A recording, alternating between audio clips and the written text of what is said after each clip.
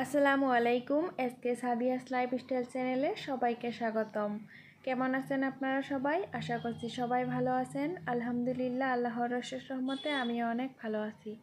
তো আজকে ব্লগটা সকালেই শুরু করে দিলাম, সকালে নাস্তা করার থেকে। তো আমি নাস্তা করে নিলাম দুটো রুটি, তারপর সাদা বুট, এগুলো দিয়ে আজকে সকালে নাস্তাটা করে নিলাম। তারপর আমাদের চিংড়ি মাছ নিয়ে আসা হয়েছে, তো এই যে দেখতে পাচ্ছেন। আর আমি এখন এগুলো খুলে নিচ্ছি। রবারটা খুলতেই চাইতেছে না, এক হাতে ক্যামেরা ধরছি, তাই একটু অসুবিধা হচ্ছিল খুলতে। তো আপনারা কিছু মনে করবেন না। আর আমি খুলে নিলাম, আর এখন এগুলা ঢেলে নিচ্ছি চিংড়ি মাছগুলো। তো এই যে দেখতে পাচ্ছেন চিংড়ি মাছ, সেরকম একটা ছোটও না বড়ও না, মিডিয়াম সাইজ। এরকম চিংড়ি মাছ খেতেই কিন্তু ভালো লাগে। আর এখন এই চিংড়ি মাছগুলো কেটে কুটে ধুয়ে পরিষ্কার করে নিতে হবে।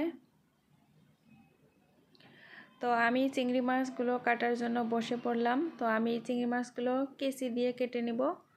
তো ছোট কেচি দিয়ে কাটতেছি, কারণ চিংড়ি মাছগুলো ছোট, সেই জন্য। তো আপনারা আমার ভিডিওটা লাস্ট পর্যন্ত দেখার চেষ্টা করবেন। আমার ভিডিওর কোনো অংশ যদি আপনাদের একটু ভালো লেগে থাকে তাহলে অবশ্যই লাইক দিবেন। লাইক দিতে কিন্তু একদমই ভুলবেন না। আপনারা অনেকে আছেন ভিডিও দেখেন লাইক দেন না, কিন্তু লাইক দিবেন প্লিজ। আমি প্রত্যেকটা ভিডিওতে এই কথাটা বলে দিই। আর আমার চ্যানেলটিকে এখন পর্যন্ত যারা সাবস্ক্রাইব করেন নাই, প্লিজ আমার চ্যানেলটিকে সাবস্ক্রাইব করে আমার পাশে থাকবেন। আর যারা অলরেডি সাবস্ক্রাইব করে ফেলছেন তাদেরকে জানাই অসংখ্য ধন্যবাদ।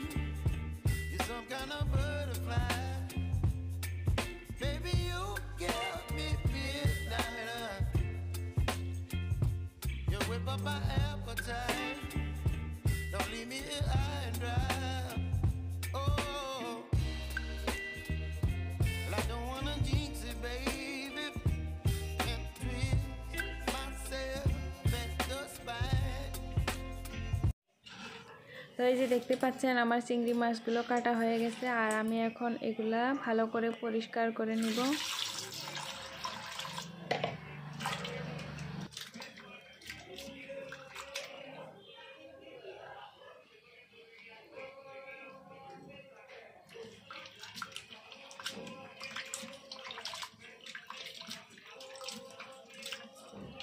তো আমি মাছগুলো ধুয়ে পরিষ্কার করে নিয়েছি, আর এখন লাউয়ের খোসা ছাড়িয়ে নিচ্ছি। তো লাউ দিয়ে চিংড়ি মাছ রান্না করব। অনেক দিন ধরে লাউ দিয়ে চিংড়ি মাছ খাওয়া হয় নাই, তাই ভাবলাম যে আজকে লাউ দিয়ে চিংড়ি মাছ রান্না করি। লাউয়ের এই খোসাগুলো কিন্তু ভেজে খেতে অনেক ভালো লাগে। আজকে আমি এগুলো ভাজবো না, এগুলো ফেলেই দিব আজকে।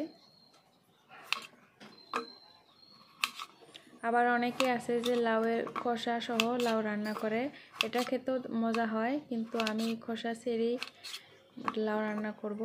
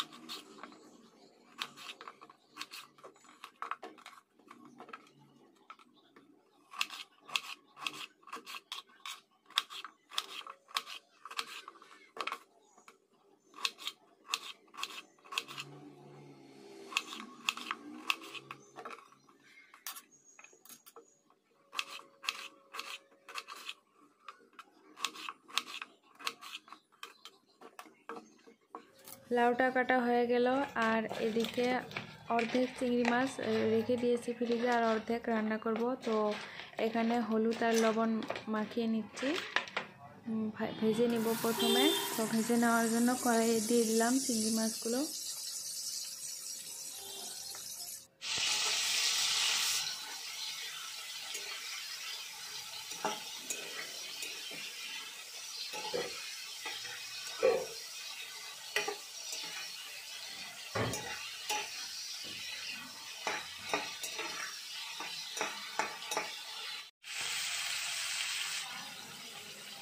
তো চিংড়ি মাছগুলো ভাজা হয়ে গেছে, তারপর সব মশলা দিয়ে দিয়েছি, মশলাগুলো কষানো হয়ে গেছে। এখন চিংড়ি মাছগুলো দিয়ে দিব।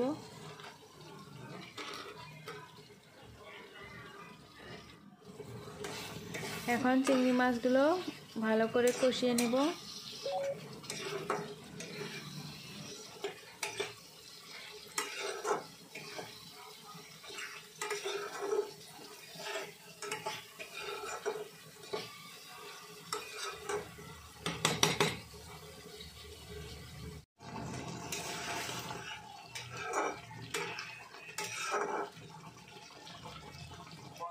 তারপর লাউগুলো দিয়ে দিলাম। এখন এগুলো ভালো করে নেড়ে চেড়ে রান্না করে নিব।